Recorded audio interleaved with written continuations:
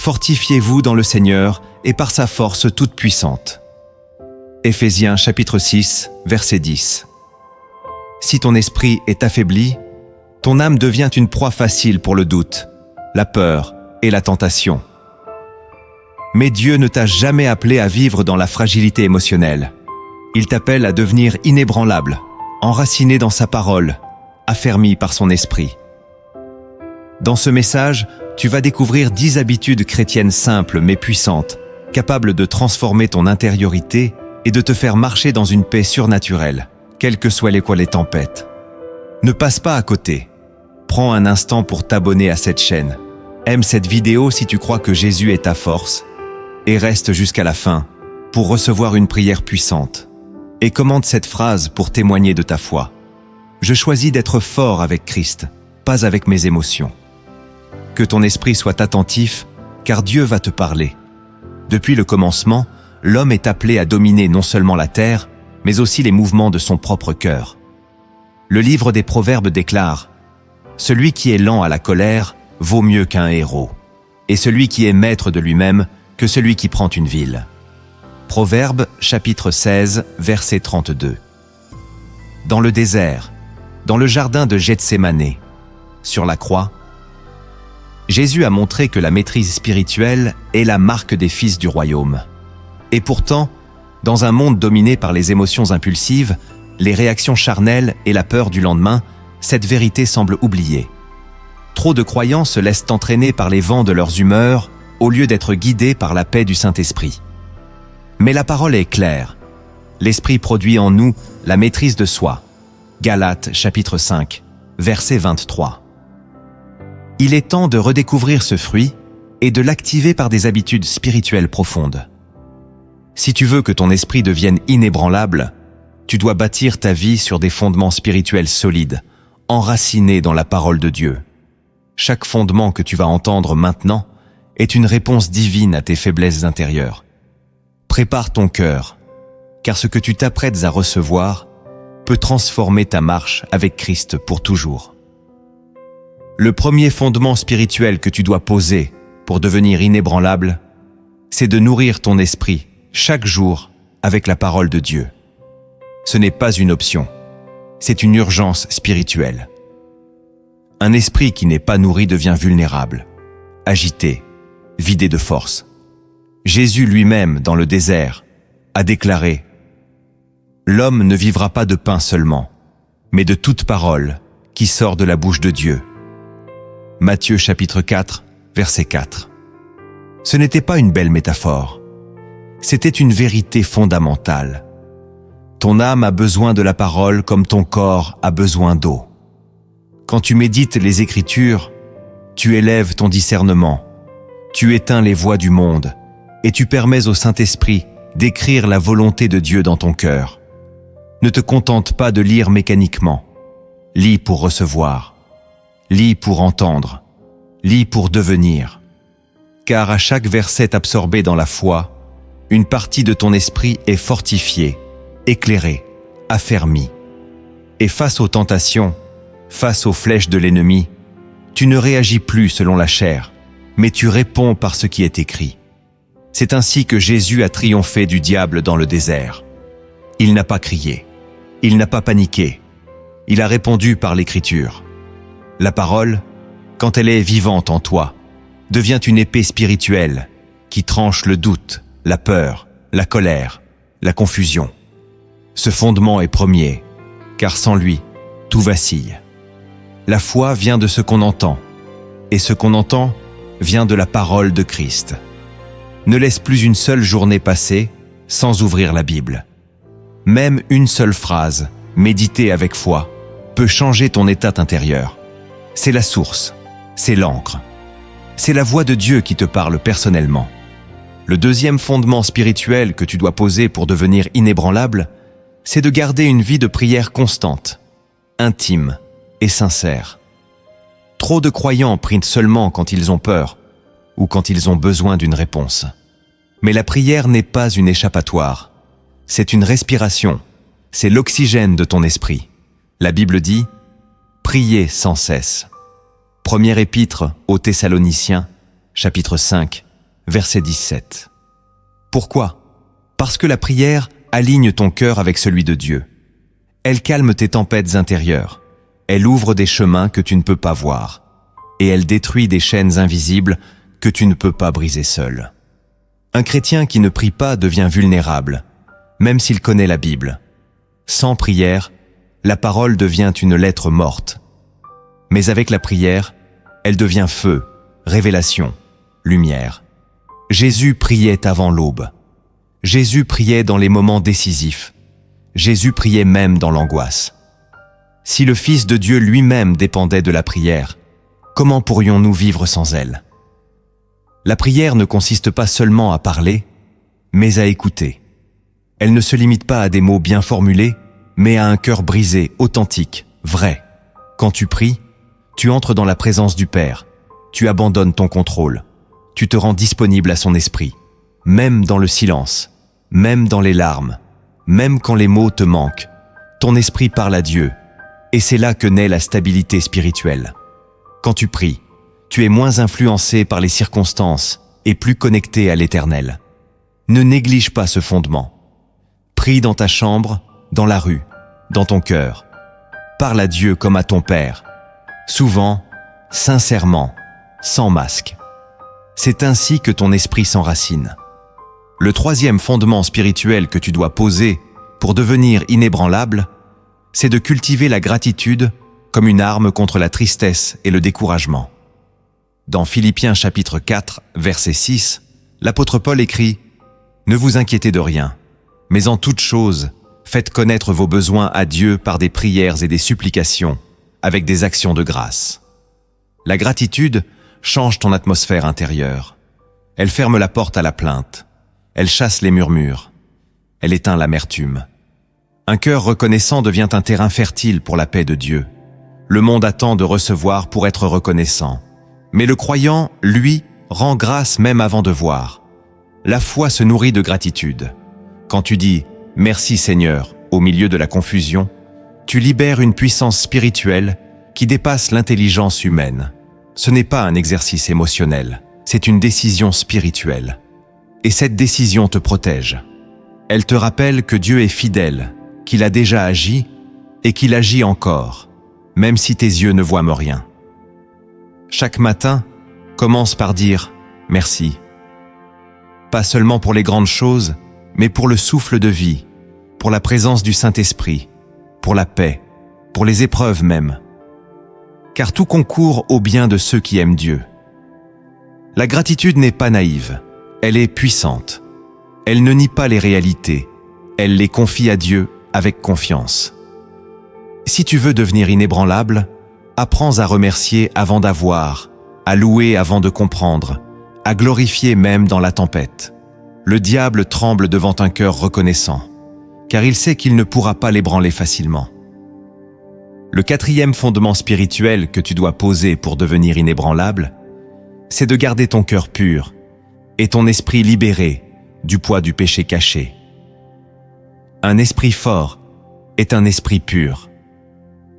David a crié dans le psaume 51 « Ô Dieu, crée en moi un cœur pur, renouvelle en moi un esprit bien disposé. » Verset 12. Le péché non confessé alourdit, obscurcit, affaiblit. Il t'enlève l'assurance dans la prière, la clarté dans les décisions, la paix dans l'âme. Beaucoup de chrétiens tombent non pas parce que l'ennemi est trop fort, mais parce qu'ils portent en secret des chaînes qu'ils refusent de briser. La pureté n'est pas une option morale, c'est une nécessité spirituelle. Si tu veux marcher avec puissance, tu dois marcher dans la lumière. Confesse, renonce, détourne-toi. Ne laisse pas une racine d'impureté voler ta communion avec Dieu. Le Saint-Esprit est saint. Il ne peut habiter pleinement un cœur double. Si tu veux sa force, tu dois accepter sa lumière. Ne te cache pas derrière des apparences religieuses. Dieu voit tout. Et il veut te libérer, pas te condamner. Il veut faire de toi un temple vivant, rempli de sa présence. La pureté attire la faveur. Elle ouvre les cieux. Elle rend ton esprit léger, disponible, réactif à la voix de Dieu. Ne tolère plus ce que Dieu veut ôter. Pleure si tu dois pleurer.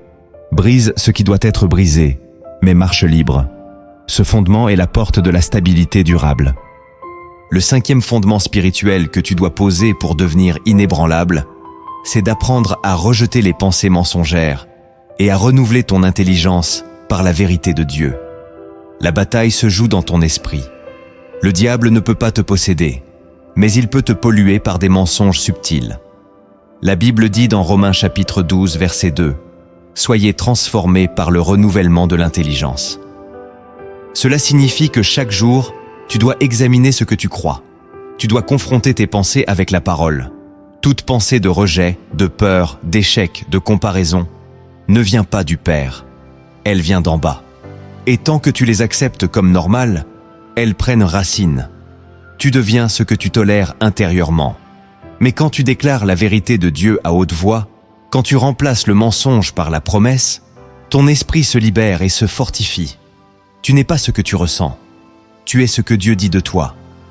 Et il dit que tu es plus que vainqueur, que tu es aimé, choisi, racheté, appelé. Ce fondement est vital, car sans lui, tu seras constamment en train de douter, même au milieu de bénédictions. Apprends à discerner la voix de Dieu au milieu du bruit. Médite ses promesses. Répète-les jusqu'à ce qu'elles deviennent vivantes. Ton intelligence renouvelée est une forteresse spirituelle contre l'instabilité. Et maintenant, commente cette phrase dans les commentaires pour fortifier ta foi. Je choisis de croire ce que Dieu dit, pas ce que je ressens. Le 6e fondement spirituel que tu dois poser pour devenir inébranlable, c'est de t'entourer de la bonne atmosphère spirituelle, en coupant les influences qui affaiblissent ta foi. Ton esprit est comme une lampe. Il s'éclaire ou s'éteint selon la source à laquelle il est connecté. La parole dit dans 1 Corinthiens chapitre 15, verset 33, « Les mauvaises compagnies corrompent les bonnes mœurs. » Et cette vérité ne s'applique pas seulement aux personnes, mais aussi aux voix, aux images, aux sons, aux discours qui t'environnent chaque jour. Il y a des relations qui nourrissent ton âme et d'autres qui la dessèchent. Des contenus qui élèvent ton regard vers Dieu et d'autres qui ouvrent des fissures invisibles dans ton esprit. Si tu veux rester fort spirituellement, tu dois faire un tri radical. Ce n'est pas de l'orgueil, c'est de la préservation. Jésus s'est souvent retiré de la foule, non pas parce qu'il méprisait les gens, mais parce qu'il protégeait la mission. Il savait que son atmosphère déterminait sa force intérieure. Alors toi aussi, choisis tes cercles. Fréquente ceux qui prient, qui croient, qui espèrent, qui construisent. Expose ton esprit à la louange, à la parole, à des messages qui bâtissent. Évite les conversations vides, les débats inutiles, les distractions chroniques. Ne laisse pas les ténèbres entrer par la porte de l'habitude. La force spirituelle se cultive dans la vigilance. Regarde ce que tu regardes, écoute ce que tu écoutes. Tu ne peux pas prier pour la paix et alimenter ton âme avec le chaos. Tu ne peux pas demander la foi et passer tes journées avec ceux qui ne croient en rien. Dieu veut te fortifier, mais il ne forcera pas ton atmosphère. C'est à toi de l'ordonner. Établis un environnement où l'Esprit de Dieu est honoré, recherché, écouté. C'est là que ta force se renouvelle. C'est là que tu deviens inébranlable. Le 7e fondement spirituel que tu dois poser pour devenir inébranlable, c'est de faire du jeûne une discipline régulière. Non pas pour manipuler Dieu, mais pour crucifier ta chair et raviver ton esprit. Le jeûne n'est pas un acte religieux vide, c'est une arme spirituelle redoutable. Jésus a dit « Quand vous jeûnez » Matthieu chapitre 6, verset 16. Il n'a pas dit « si vous jeûnez », mais bien « quand », comme une pratique normale dans la vie du croyant. Le jeûne affaiblit les impulsions charnelles pour que la voix du Saint-Esprit devienne plus claire. Il brise les automatismes intérieurs qui te gouvernent inconsciemment. Il expose ce qui dort dans ton cœur. C'est un acte d'humilité, un cri silencieux qui dit à Dieu « Je ne veux plus vivre selon moi, mais selon toi. » Il ne s'agit pas seulement de s'abstenir de nourriture, mais de se consacrer, de se retirer pour chercher, pleurer, écouter, recevoir. Dans le jeûne, tu renonces à tes droits charnels pour activer des réalités spirituelles invisibles. Ce n'est pas une perte de force, c'est un transfert de force. Le jeûne ne change pas Dieu, il te change toi. Il t'aligne, il t'épure, il te fortifie. Beaucoup tombent spirituellement, non pas à cause d'un grand péché, mais à cause d'un trop-plein de chair non disciplinée. Le jeûne est un feu qui consume ce trop-plein. Si tu l'ignores, tu resteras constamment dans une tension intérieure entre ce que tu veux et ce que Dieu veut. Mais si tu le pratiques avec sincérité, tu verras une différence dans ta paix, ta sensibilité spirituelle et ton autorité dans la prière. Le jeûne est un fondement oublié, mais il est l'un des plus puissants. Rétablis-le, et ton esprit sera affermi. Le 8e fondement spirituel que tu dois poser pour devenir inébranlable, c'est de servir activement dans le royaume, même quand tu ne te sens pas prêt ou qualifié. Il y a une stabilité intérieure qui ne vient que lorsque tu deviens un canal, et non plus seulement un réservoir. Jésus a dit « Celui qui veut être grand parmi vous, qu'il soit votre serviteur. » Matthieu chapitre 20, verset 26. Le service te libère du narcissisme spirituel. Il te pousse à sortir de toi-même, à vaincre la paresse, à briser la peur du regard des autres. Servir, ce n'est pas toujours être visible. Parfois, c'est prier dans le secret, encourager un frère, porter les fardeaux d'un autre, bénir discrètement. Mais chaque acte de service t'enracine. Il te rappelle que la foi sans œuvre est morte. Il t'empêche de te replier sur tes blessures. Il transforme tes douleurs en bénédictions pour les autres. Beaucoup veulent te grandir spirituellement, mais restent passifs. Ils attendent d'être remplis pour agir, alors que c'est en agissant qu'ils seront remplis. Le service déclenche des révélations, forge ton caractère, révèle tes dons, fortifie ton esprit. Il t'oblige à dépendre de Dieu, pas de toi. Tu n'as pas besoin d'être parfait pour servir. Tu as besoin d'être disponible. Et plus tu seras fidèle dans les petites choses, plus Dieu t'élèvera. C'est une école d'humilité et d'endurance, et cette école produit des disciples solides. Si tu restes dans l'inaction, tu te fragilises. Mais si tu sers avec un cœur pur, ton esprit devient stable, ancré dans l'amour et la mission. Ce fondement est souvent négligé, mais il est essentiel. Car dans le service, tu découvres qui tu es en Christ. Le 9e fondement spirituel que tu dois poser pour devenir inébranlable, c'est de pardonner radicalement, sans condition, même quand ton cœur saigne encore.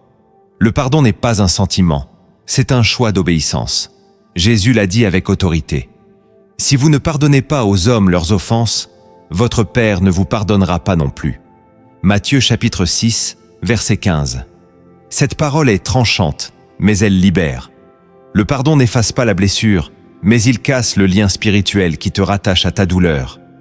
Tant que tu refuses de pardonner, l'amertume devient une racine qui pourrit ton esprit, empoisonne ta paix et rend ton âme instable.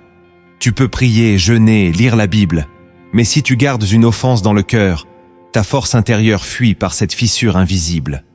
Le pardon ne justifie pas le mal subi, il te détache de ses effets. Il ne dépend pas de la repentance de l'autre, il dépend de ta soumission à Dieu. Jésus, sur la croix, a pardonné à ceux qui le clouaient. Il n'a pas attendu leurs excuses. Il a brisé le cycle de la vengeance en libérant une parole de grâce. Et c'est ce même esprit qui veut habiter en toi. Tant que tu gardes la haine, la rancune ou la colère, tu portes un fardeau que le Christ a déjà porté à ta place. Lâche, relâche, remets entre les mains de Dieu. Il est juste, il est juge, il voit tout. Mais toi, choisis la paix, choisis la légèreté, choisis la guérison. Ce fondement est douloureux à poser, mais sans lui, tu resteras prisonnier. Pardonner, c'est marcher libre. C'est éteindre l'accès de l'ennemi à ton âme. C'est te fortifier, là où tu étais brisé.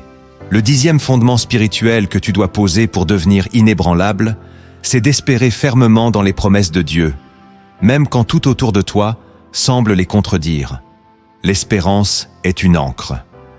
La parole le dit dans Hébreux chapitre 6, verset 19, « Cette espérance, Nous la possédons comme une encre de l'âme, sûre et solide. L'ennemi veut arracher cette espérance, car il sait qu'un cœur qui espère est un cœur qui tient, qui avance, qui persévère. Espérer, ce n'est pas rêver naïvement, c'est s'appuyer sur ce que Dieu a dit, même quand la réalité dit l'inverse. Abraham espéra contre toute espérance. Joseph garda la vision au fond de la prison. David fut oint roi alors qu'il fuyait pour sa vie. Tous sont tenus parce qu'ils avaient une promesse dans l'âme. Si tu regardes trop à ce que tu vois, tu vacilleras. Mais si tu regardes à ce que Dieu a dit, tu tiendras. L'espérance te rend inébranlable, non pas parce qu'elle change tout de suite, mais parce qu'elle t'enracine dans le futur que Dieu prépare. Elle donne un sens à ton attente. Elle te rappelle que Dieu n'oublie pas, qu'il veille sur sa parole pour l'accomplir. Et qu'aucune larme, aucun combat, aucun délai n'est ignoré.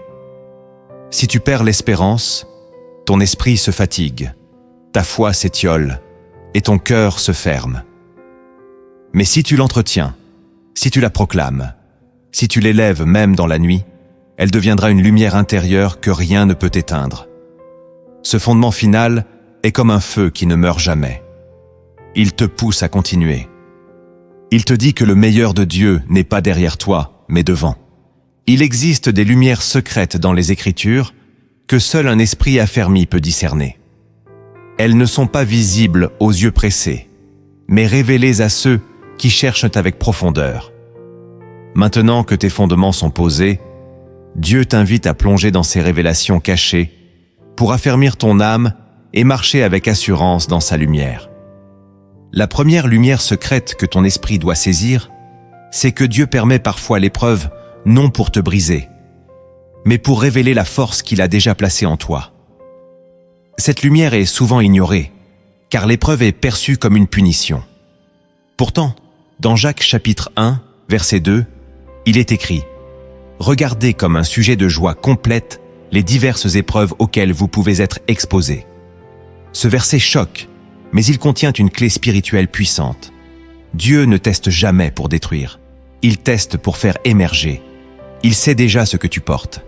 Mais l'épreuve vient pour te le faire découvrir toi-même. Quand Job a tout perdu, son intégrité est restée. Quand Joseph a été trahi, sa fidélité est restée.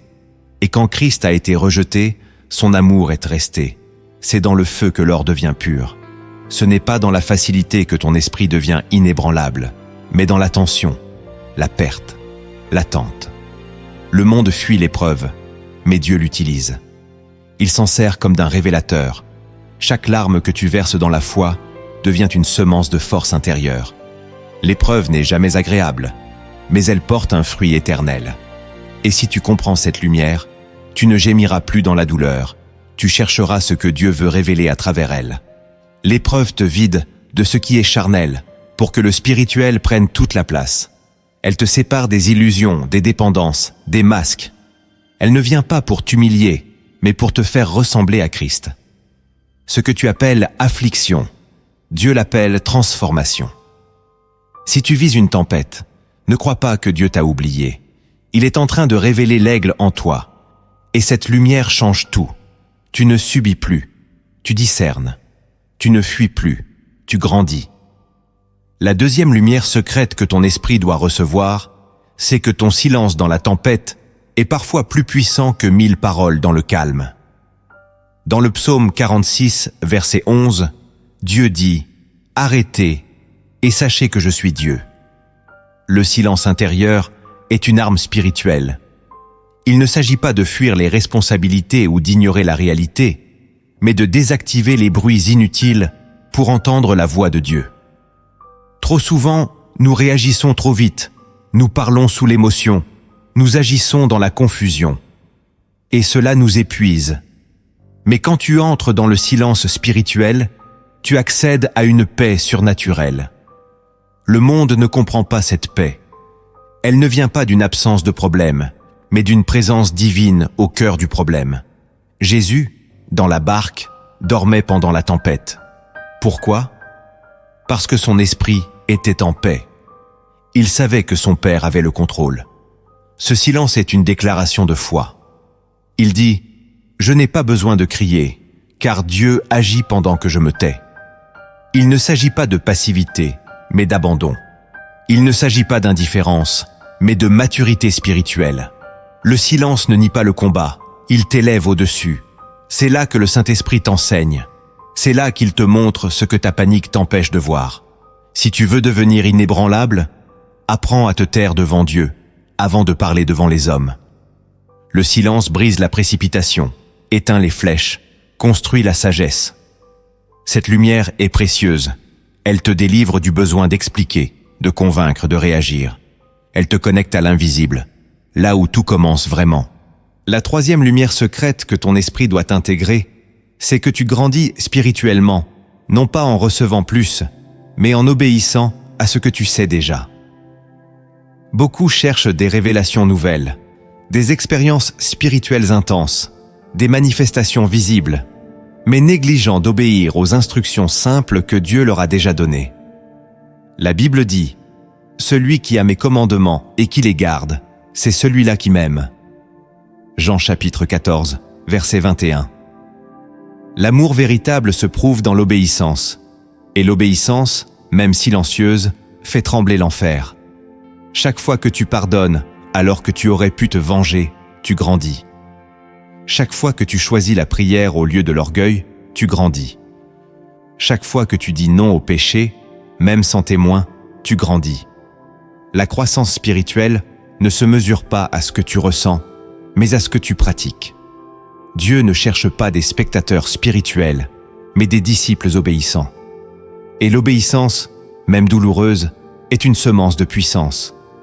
Quand Abraham a obéi sans comprendre, il est devenu père de la foi.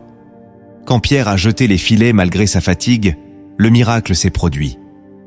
Quand Jésus est allé à la croix, l'humanité a été sauvée. Tu ne deviendras pas inébranlable par accumulation de connaissances, mais par fidélité à ce que Dieu t'a déjà montré. Cette lumière te recentre. Elle t'éloigne de l'illusion de la performance spirituelle. Elle te rappelle que l'essentiel n'est pas dans le spectaculaire, mais dans l'obéissance invisible, constante, silencieuse. C'est elle qui bâtit des colonnes solides dans ton esprit. La quatrième lumière secrète que tu dois garder vivante, c'est que le Saint-Esprit agit d'abord dans le secret, pas dans l'agitation. Il ne crie pas, il ne force pas, il ne cherche pas la foule, il cherche l'intimité. Dans Ésaïe chapitre 30, verset 15, il est écrit « C'est dans le calme et la confiance que sera votre force ».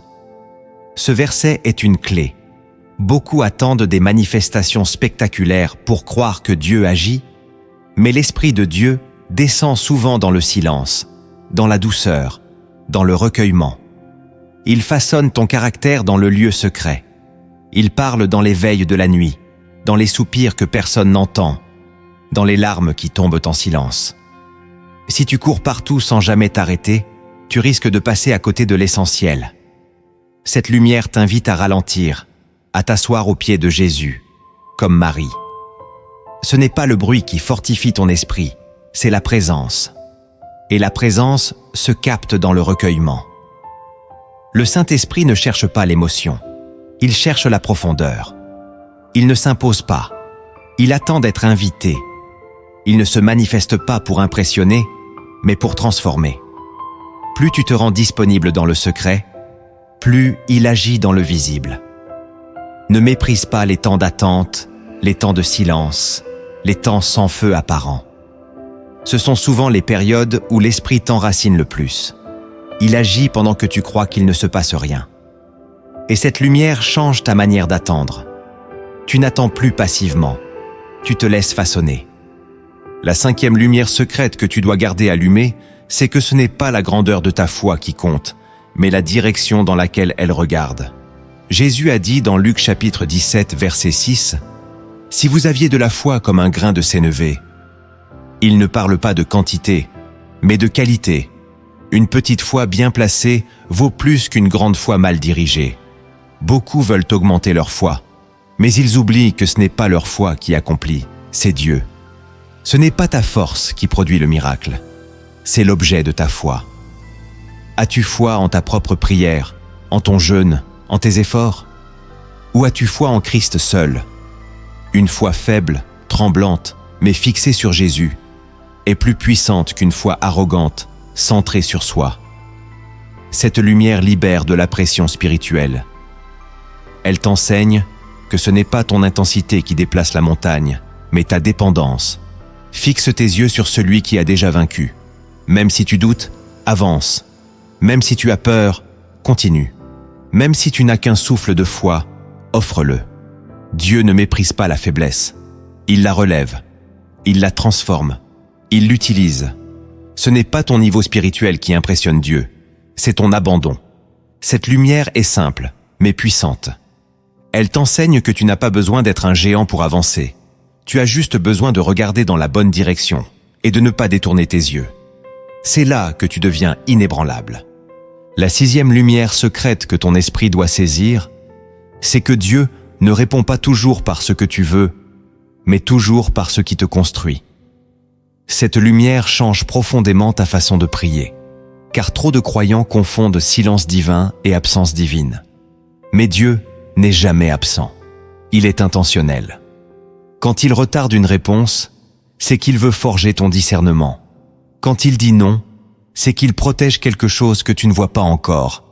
Jésus lui-même, dans le jardin de Gethsémanée, a demandé que la coupe s'éloigne. Et pourtant, le Père est resté silencieux. Ce silence n'était pas un rejet, c'était une mission. Dieu savait ce que Jésus allait accomplir.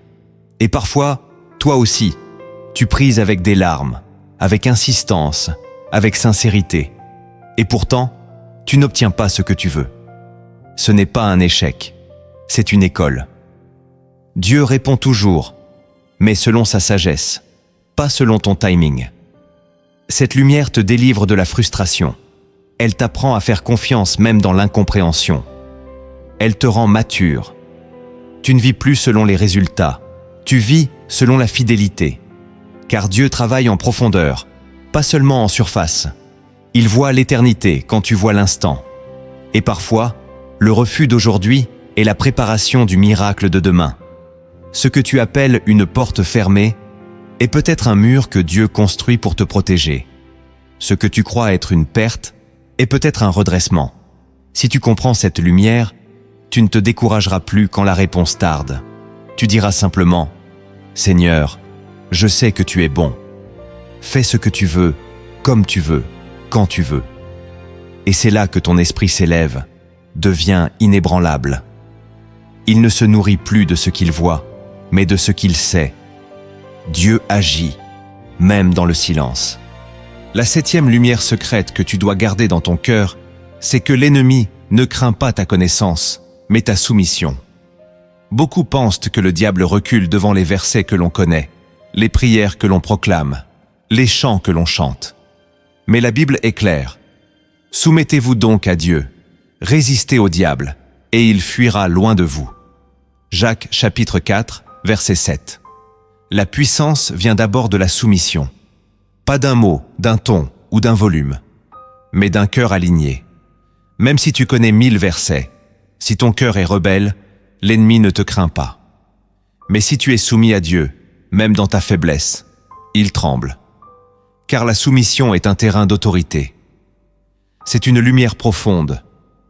Elle renverse la fausse spiritualité basée sur l'apparence. Elle révèle que l'on ne gagne pas les combats spirituels avec la tête, mais avec le cœur. Se soumettre, c'est dire à Dieu « ta volonté avant la mienne ». C'est choisir le chemin étroit, obéir même quand c'est difficile, abandonner le contrôle. Et cette soumission déclenche une autorité réelle. Car quand Dieu voit que ton cœur est totalement à lui, il t'accorde une force invisible. Tu ne combats plus dans la chair, mais dans l'esprit. Et l'ennemi le sait. Cette lumière t'invite à vérifier ton obéissance, pas seulement ta ferveur. Elle te dit, lève la tête, oui, mais plie le genou d'abord, car plus tu es soumis à Dieu, plus tu deviens dangereux pour les ténèbres. Ce n'est pas ta passion qui fait reculer l'ennemi, c'est ton abandon total à la volonté du Père. La 8e lumière secrète que tu dois intégrer, c'est que Dieu travaille plus dans ton caractère que dans tes circonstances. Nous prions souvent pour que les choses changent autour de nous. Mais Dieu, lui, Regarde ce qu'il peut changer en nous. Paul l'a compris. Nous savons que toute chose concourt au bien de ceux qui aiment Dieu. Romains chapitre 8, verset 28.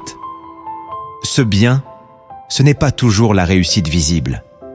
C'est la transformation intérieure. C'est devenir plus patient, plus doux, plus humble, plus fort. Dieu est moins intéressé par ce que tu possèdes que par ce que tu deviens. Il permet parfois des saisons d'inconfort, non pas pour te punir, mais pour t'élever. L'orgueil ne meurt pas dans l'abondance, il meurt dans la dépendance. La foi ne grandit pas dans le confort, elle grandit dans le désert. Le caractère ne se façonne pas dans la facilité, il se forge dans la pression. Si tu comprends cette lumière, tu cesseras de demander à Dieu de tout changer autour de toi, et tu commenceras à lui demander de te changer, toi. Tu diras, « Seigneur, fais de moi ce que tu veux, même si cela passe par le feu. » Et dans cette attitude, ton esprit se renforce. Tu ne seras plus ballotté par les saisons, parce que tu sauras que l'œuvre la plus grande de Dieu se passe en toi. L'élévation commence toujours dans l'invisible. Et ce que Dieu bâtit en secret sera manifesté au grand jour. Cette lumière est inconfortable, mais libératrice. Elle fait de toi un chrétien stable, profond, résistant. Elle te prépare à porter la gloire, sans en être écrasé. La 9e lumière secrète que tu dois garder comme une armure, c'est que le combat spirituel le plus dur est souvent celui que personne ne voit. Ce n'est pas toujours la persécution, l'opposition extérieure ou les attaques visibles. C'est la lassitude, le doute silencieux, la lutte intérieure, le sentiment d'être abandonné alors que tu continues à servir, à prier, à espérer. Même Jésus, à Gethsémanée, a dit « Mon âme est triste jusqu'à la mort ». Matthieu chapitre 26, verset 38. Il savait ce que c'est que d'être au bord de l'épuisement spirituel.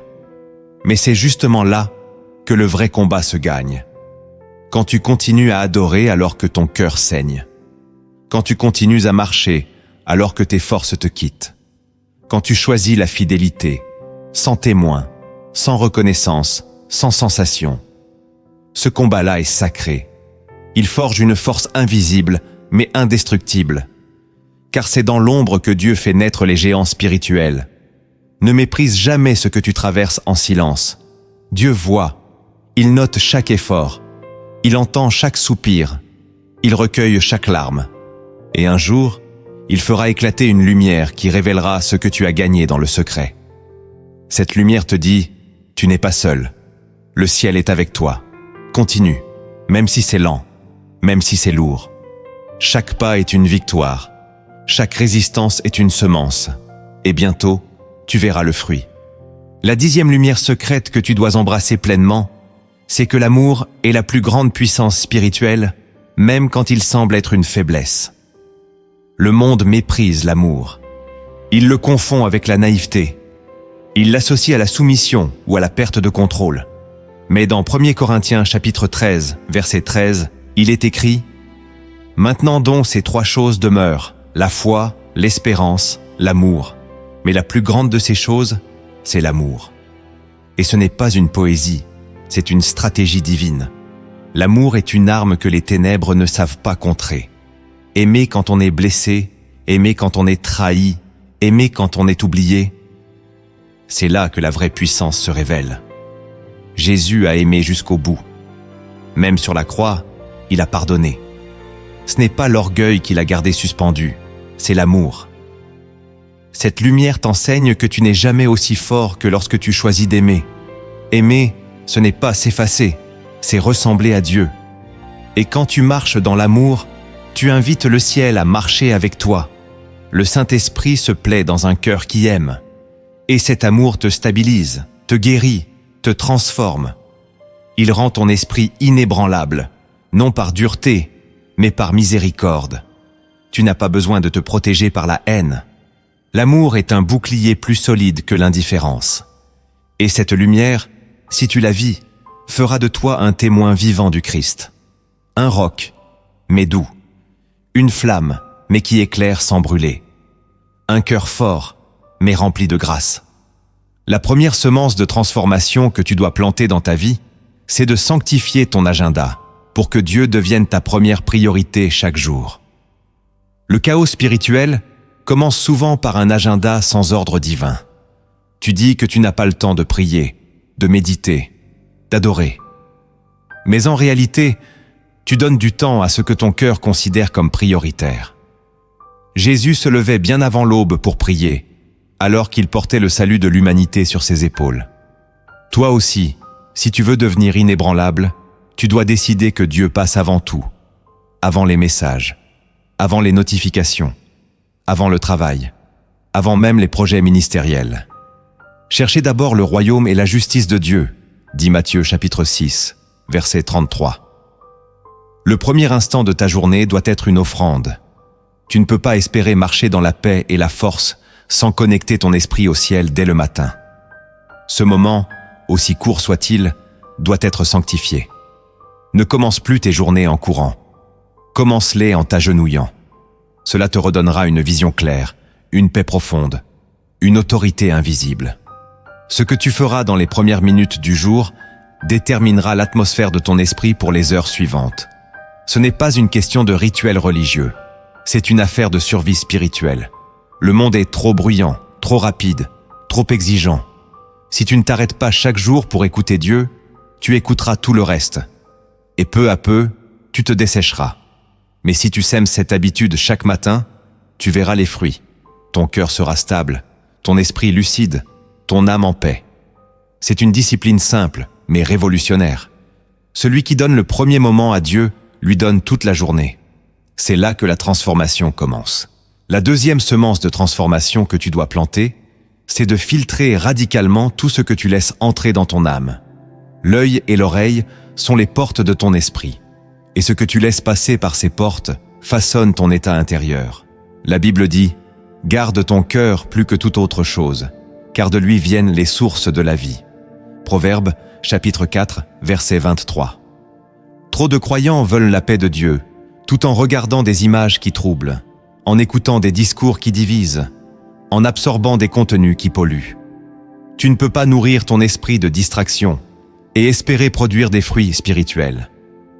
Le Saint-Esprit est saint. Il ne cohabite pas avec la légèreté, la moquerie, la perversion ou le chaos médiatique. Chaque contenu que tu consommes est une semence. Certaines apportent de la foi, d'autres la peur. Certaines élèvent ton regard vers le ciel, d'autres l'enfoncent dans la chair. Tu dois devenir sélectif, rigoureux, spirituellement intelligent. Ne laisse plus n'importe quelle chanson modeler ton humeur. Ne laisse plus n'importe quel film déposer une image dans ton imagination. Ne laisse plus n'importe quel message installer un doute en toi. Ce n'est pas du légalisme, c'est de la sagesse. Ton âme est précieuse. Ton esprit est un sanctuaire. Tu n'as pas été créé pour être une décharge. Tu es un temple. Et un temple se garde, se nettoie, se protège. Si tu veux devenir inébranlable, cette semence est essentielle. Car le diable sait que ce que tu regardes et entends influence ce que tu crois. Et ce que tu crois façonne ce que tu deviens. Ne sois plus passif. Filtre, sépare, choisis. Chaque filtrage devient une louange silencieuse qui dit « Seigneur, je te choisis, même dans mes habitudes. » C'est ainsi que ton esprit se renforce. La troisième semence de transformation que tu dois planter, c'est de rompre avec l'esprit de comparaison qui éteint ta joie et t'éloigne de ta mission. Aujourd'hui, beaucoup vivent une guerre intérieure à cause de ce qu'ils voient chez les autres. Ils comparent leur appel, leur rythme, leur succès, leur famille, leur image. Et cette comparaison les rend instables, frustrés, jaloux, parfois même ingrats. Pourtant, la Bible est claire. Chacun recevra sa propre récompense selon son propre travail. 1 Corinthiens, chapitre 3, verset 8. Ton appel est unique. Ta saison est différente. Ton rythme est voulu par Dieu. Tu n'as pas à imiter. Tu n'as pas à courir après une image. Tu n'as pas à justifier ton parcours. Le danger de la comparaison, c'est qu'elle te détourne de la voie du Saint-Esprit. Elle remplace la prière par l'envie. Elle t'empêche de voir ce que Dieu fait déjà en toi. Elle dévalorise tes progrès. Et pire encore, Elle ouvre la porte à la plainte et au découragement. Tu regardes les autres, mais tu ne sais rien de leur combat. Tu vois leurs fruits, mais tu ignores leurs racines. Tu admires leur lumière, mais tu ne ressens pas leur nuit. Cette semence est urgente. Elle t'invite à bénir, pas à jalouser, à t'encourager, pas à te comparer, à remercier Dieu pour ce qu'il fait en toi, même si cela semble petit. Car ce que Dieu fait en toi n'est peut-être pas visible encore, mais c'est réel. Et si tu restes fidèle, cela portera du fruit. Rejette la comparaison comme un poison. Sois en paix avec ton rythme. Écoute la voix du Père qui te dit « Tu es mon enfant, je suis avec toi, continue ». Ta course est sacrée, ne la quitte pas des yeux. La 4e semence de transformation que tu dois planter, c'est d'apprendre à bénir Dieu même quand tu ne ressens rien. Trop de croyants confondent foi et ressenti. Ils prient quand ils sont émus. Ils adorent quand ils sentent la présence. Ils obéissent quand tout semble aligné. Mais la maturité spirituelle commence quand tu choisis de bénir Dieu dans le silence, dans le vide, dans l'incompréhension. David écrivait « Mon âme, bénis l'Éternel, et n'oublie aucun de ses bienfaits ». Psaume 103, verset 2. Il parlait à son âme. Il la commandait. Il ne la laissait pas dicter son adoration. Toi aussi, parle à ton âme. Dis-lui de louer, même quand elle était fatiguée. Dis-lui de bénir, même quand elle est déçue. Dis-lui de croire, même quand elle doute. Cette semence est puissante. Elle transforme l'atmosphère spirituelle autour de toi. Elle brise les chaînes de la paresse spirituelle. Elle inverse le courant. Ce n'est plus ton émotion qui décide, c'est ta foi.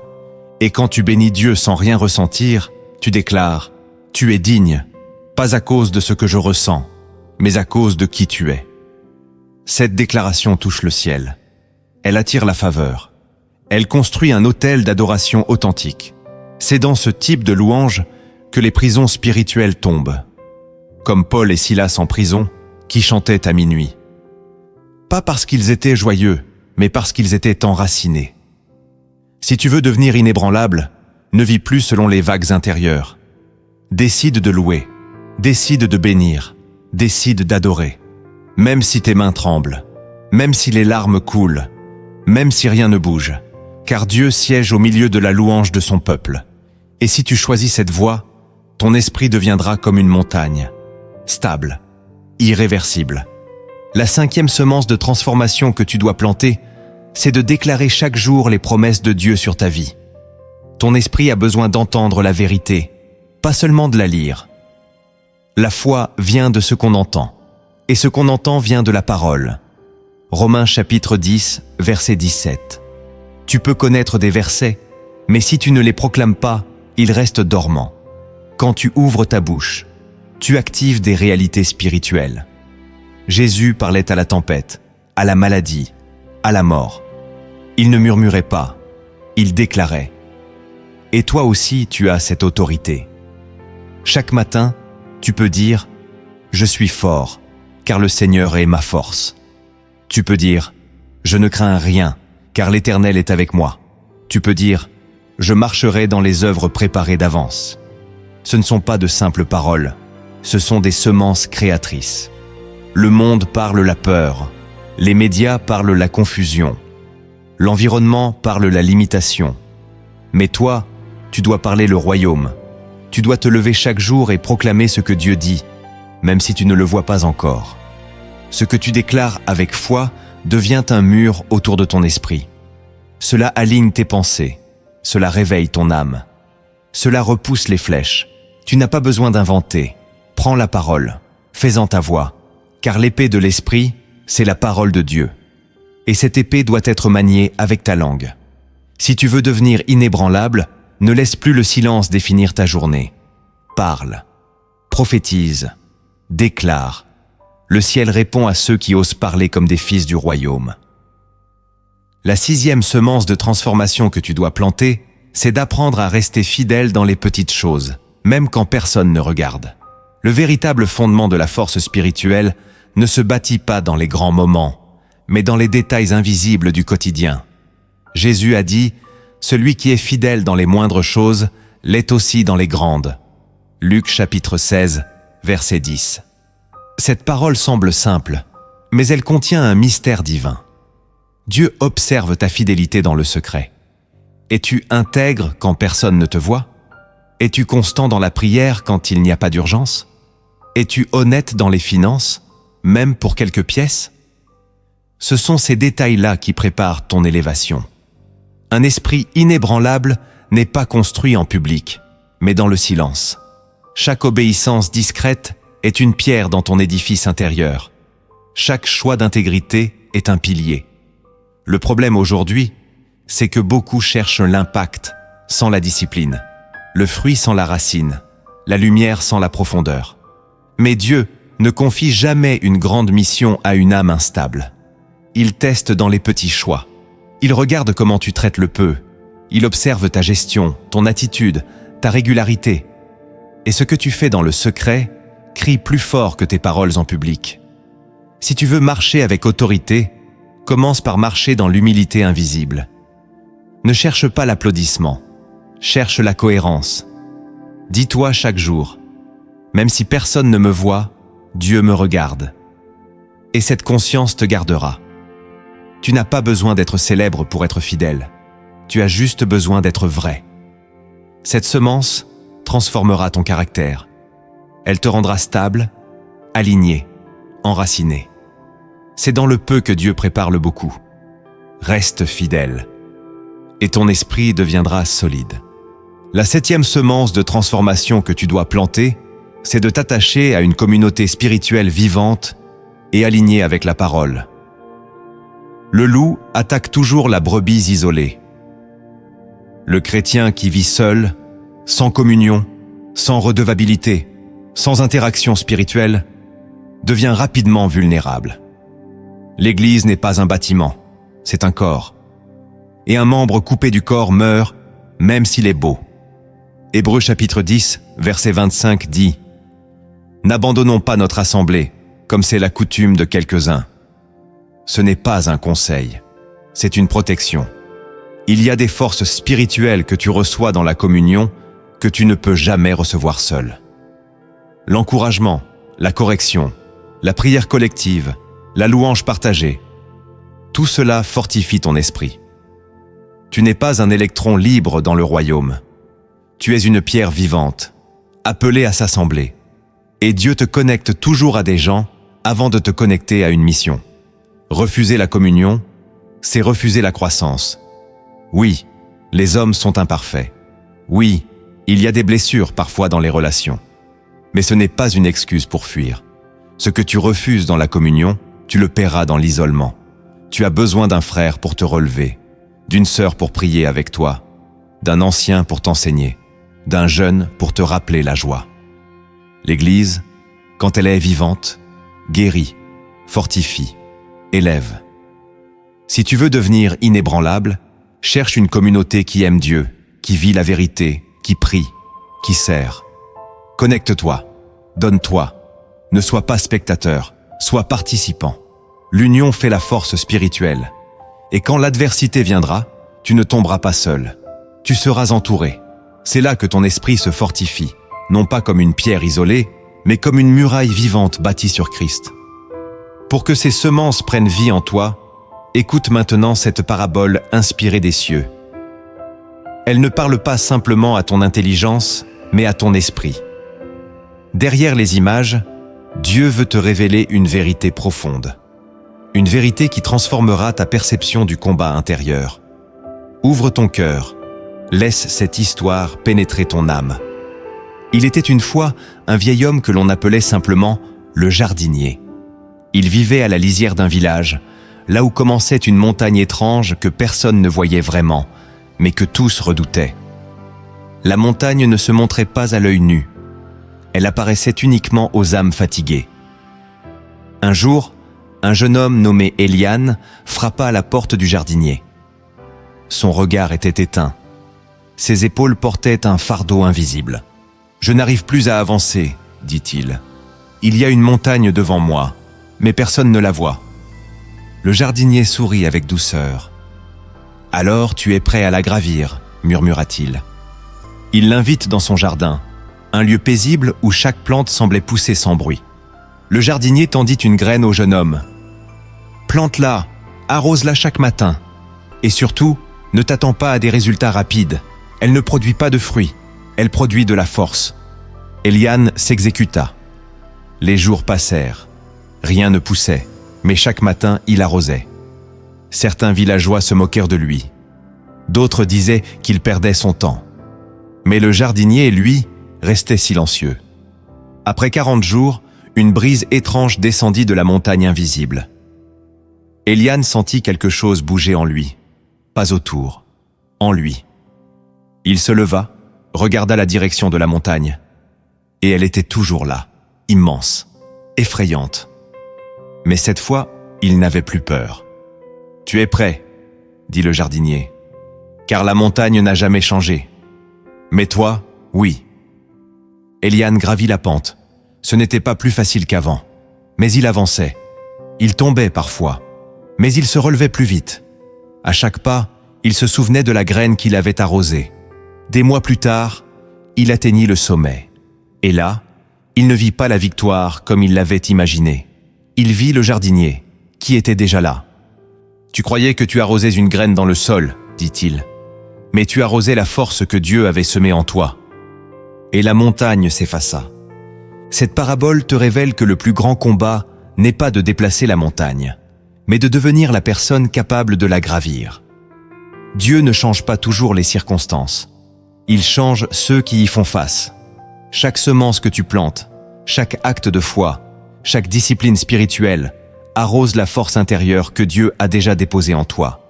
Ce n'est pas la montagne qui doit bouger d'abord, c'est ton esprit qui doit grandir. Et quand il est fortifié, même l'obstacle le plus intimidant devient un lieu de rencontre avec Dieu. Arrose la force, ne fuis plus le sommet. Si tu es resté jusqu'ici, c'est que ton esprit a soif de profondeur, de vérité, de stabilité spirituelle. Tu as découvert 10 fondements solides, 10 lumières secrètes révélées par l'esprit, et 7 semences de transformation à planter dès aujourd'hui dans ta marche avec Christ. Rien de tout cela ne restera théorique si tu décides, maintenant, d'aligner ta vie avec la volonté de Dieu. Le Seigneur ne cherche pas des chrétiens brillants en surface, mais des hommes et des femmes inébranlables dans l'âme. Il bâtit une génération enracinée, affermie, préparée pour les jours à venir. Ne garde pas ce message pour toi. Si tu crois qu'il est venu au bon moment, partage-le avec une personne que tu portes dans ton cœur. Tu ne sais pas comment Dieu peut l'utiliser. Laisse un commentaire pour proclamer ta foi, pour témoigner, pour bénir. Et surtout, abonne-toi à cette chaîne si ce n'est pas encore fait. Chaque semaine, des messages prophétiques t'attendent ici pour t'aider à marcher dans la lumière de Christ. Maintenant, prends une respiration profonde. Ouvre ton cœur. Laisse-moi prier pour toi. Cette prière est un cri d'esprit à esprit. Elle n'est pas écrite pour flatter ou impressionner. Elle est là pour t'élever, te restaurer, t'armer. Ferme les yeux, laisse ta distraction derrière et entre avec foi. Car là où deux s'accordent, Dieu agit puissamment.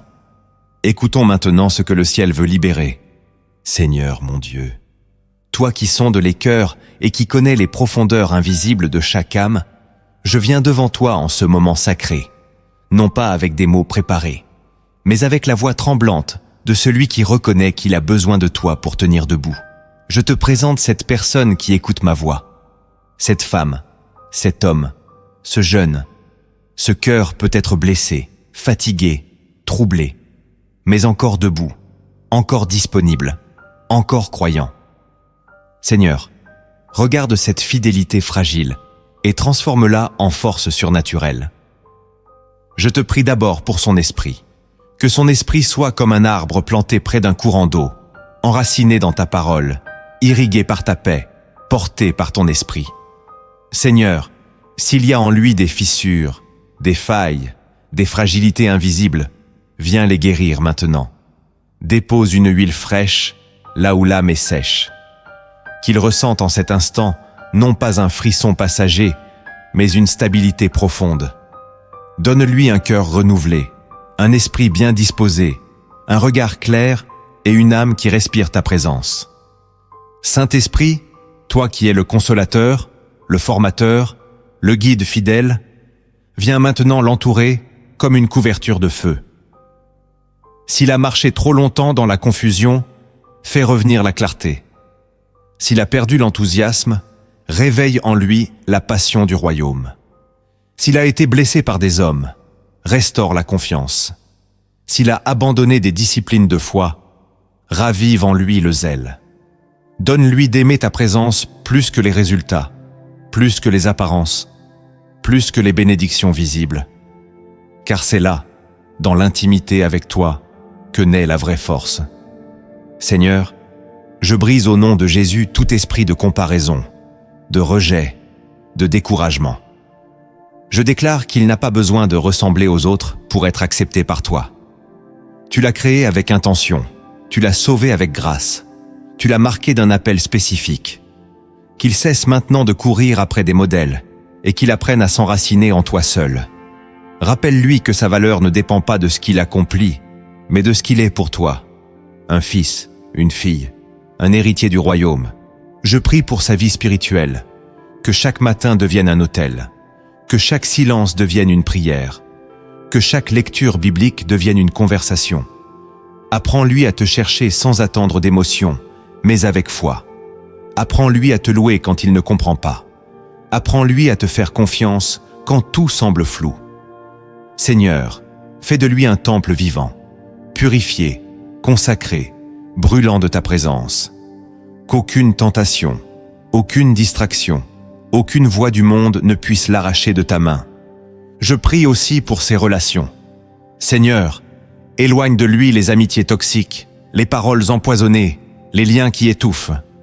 Envoie-lui des connexions célestes, des frères et sœurs remplis de ton esprit, des mentors de feu, des soutiens dans la prière. Qu'il comprenne qu'il n'est pas appelé à marcher seul. Donne-lui le discernement pour s'attacher au corps du Christ, pour servir, pour apprendre, pour grandir dans la communion. Seigneur, je te confie ses combats intérieurs, ceux qu'il ne partage avec personne, ses pensées qui le fatiguent, ses doutes qui le rongent.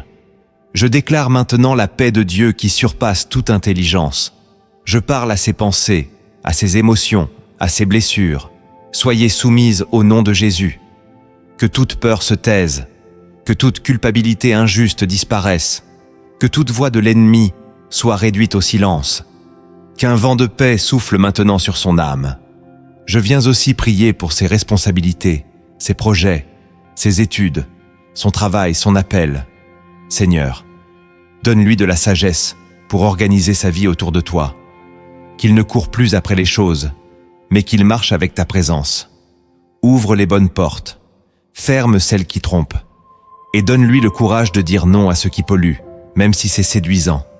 Donne-lui la discipline, donne-lui la constance, donne-lui la vision, qu'il soit excellent non pas pour impressionner, mais pour glorifier ton nom. Je prie aussi pour sa santé, Seigneur. Toi qui es le Dieu qui guérit, touche son corps. S'il y a une maladie, une fatigue chronique, une douleur constante, qu'elle soit maintenant soumise à ton autorité. Je déclare la restauration, la vitalité, l'énergie divine, qu'il ressente à nouveau la force de vivre, d'avancer, de créer. Fais couler la vie là où la mort avait commencé à s'installer. Fais couler ton feu là où le froid spirituel avait figé l'élan. Fais couler ton amour là où il ne ressentait plus rien. Et maintenant, Seigneur, je veux te prier pour son avenir. Même si tout semble incertain, tu tiens chaque saison entre tes mains. Même s'il traverse l'invisible, tu traces déjà les routes devant lui. Donne-lui la foi d'un Abraham qui partit sans savoir où il allait. Donne-lui l'audace d'un Josué qui mit les pieds dans les eaux sans preuve. Donne-lui l'obéissance d'un Joseph qui garda son intégrité dans l'ombre. Il n'a peut-être pas tout compris, mais il t'a dit oui. Alors honore ce oui, récompense ce oui, fortifie ce oui. Enfin, Seigneur, je te prie pour sa foi. Que cette foi ne soit pas une flamme qui tremble, mais un feu qui monte. Qu'elle brûle plus fort chaque fois que le doute souffle, qu'elles deviennent contagieuses, stables, vibrantes, qu'il puisse dire, dans les tempêtes comme dans les saisons calmes, « Mon Dieu est vivant, et je suis inébranlable en lui ».